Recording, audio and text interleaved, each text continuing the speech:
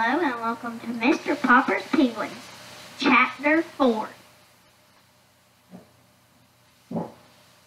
Call who? Captain Cook? Asked Miss Popper, who had come in so quietly that none of them had heard her.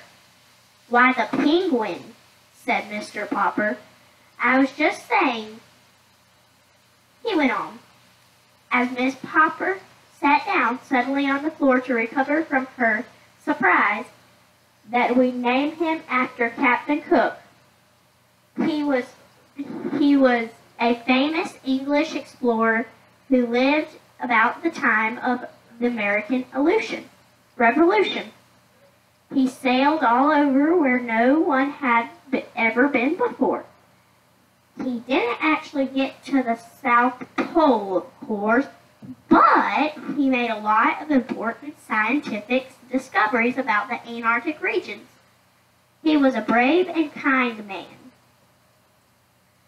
So I think Captain Cook would be a very suitable name for your penguin here. Well, I never, said Miss Popper. Ork, said the penguin, said Captain Cook, suddenly getting lively again. With a flap of his flippers, he jumped from the tub to the washstand and stood there for a minute, surveying the floor.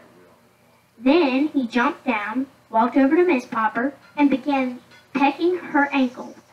Stop him, Papa, screamed Miss Popper, retreating into the hallway with Captain Cook after her. And Mr. Popper and the children following in the living room, she paused. So did Captain Cook, for he was delighted with the room. Now, a penguin may look very strange in a living room, but a living room looks very strange to a penguin. Even Miss Popper had to smile as they watched Captain Cook with the light of curiosity in his excited circular eyes and his black tailcoat dragging pompously behind his little pinkish feet. Strut from one upholstered chair to another, pecking at each to see what it was made of. Then he turned suddenly and marched out to the kitchen. Maybe he's hungry, said Janie. Captain Cook immediately marched up to the refrigerator. Gort, he inquired, turning to slant his head wisely at Miss Popper and looking at her pleadingly with his right eye. He certainly is cute, she said. I guess I'll have to forgive him for biting my ankle. He probably only did it out of curiosity. Anyway, he is a nice, clean-looking bird. Work? Repeated the penguin, nibbling at the metal handle of the refrigerator door with his upstretched beak. Mr. Popper opened the door for him, and Captain Cook stood very high and leaned his sleek black head so that he could see inside.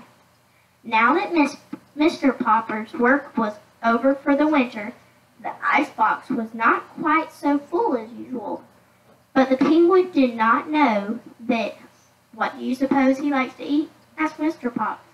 But the penguin did not know that. What do you suppose he likes to eat? Asked Miss Popper. Let's see, said Mr. Popper as he removed all the food and set it on the kitchen table. Now then, Captain Cook, take a look. The penguin jumped up onto a chair and from there recovered his balance. Then he walked solemnly around the table and between the dishes of food, inspecting everything with the greatest interest. Though he touched nothing, finally he stood still, very erect. He raised his beak to the point at the ceiling, and make a loud, almost purring sound. Or, he trilled. That's a penguin's way of showing how pleased it is, said Mr. Popper, who had read about it in his Antarctic books. Apparently, however, what Captain Cook wanted to show that he was pleased with their kindness rather than with their food. For now, to their surprise, he jumped down and walked into the dining room. "I know," said Mr. Popper. "We ought to have some seafood for 'em. Canned shrimps or something? Or maybe he isn't hungry yet. I've read that penguins can go without a month. I've read that penguins can go for a month without food."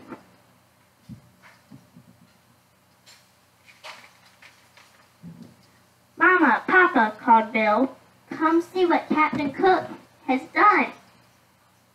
Captain Cook had done it all right. He had discovered the bowl of goldfish on the dining room windowsill. By the time Miss Popper reached over to lift him away, he had already swallowed the last of the goldfish. "Bad, bad penguin," reproved Miss Popper, glaring down at Captain Cook. Captain Cook squatted guiltily on the carpet and tried to make himself look small. "He knows he's done wrong," said Mr. Popper. "Isn't he smart? Maybe we can train him," said Miss Popper. "Bad, naughty captain," she said to the penguin in a loud voice. "Bad to eat the goldfish," and she spanked him on his round black head. Before she could do that again, Captain Cook hastily waddled out into the kitchen. There, the Poppers found him trying to hide in the still open refrigerator. He was squatting under the ice cube coils, under which he could barely squeeze. Sitting down, his round, light-circled eyes looked at them mysteriously from the dimness of the inside of the box. "I think that's the right temperature for him, at that," said Mr. Popper. "We could let him sleep there at night." "But where will I put the food?" asked Miss Popper. "Oh, I guess we can get another icebox for the food," said Mr. Popper. "Look," said Janey, "he's gone to sleep." Mr. Popper turned the cold control switch to its coldest so that Captain Cook could sleep more comfortably. Then he left the door ajar so that the penguin would have plenty of air to breathe. "Tomorrow I will have the icebox service department send out a man to bore some holes in the door for air," he said, "and then we can put a handle on the inside of the door so that Captain Cook can go in and out of his refrigerator as he pleases." "Well, dear me, I never thought we would have a penguin for a pet," said Miss Popper. "Still, he behaves pretty well on the whole. And he is so nice and clean that perhaps he will be a good example to you and the children. And now, I declare we must get busy. We haven't done anything but watch that bird. Papa, will you just help me to set the beans on the table, please?" "Just a minute," answered Mr. Popper. "I just happen to think that Captain Cook will not feel right on the floor of that icebox. Penguins make their nests of pebbles and stones, so I will just take some ice cubes out of the tray and put them under him. That way he'll be more comfortable.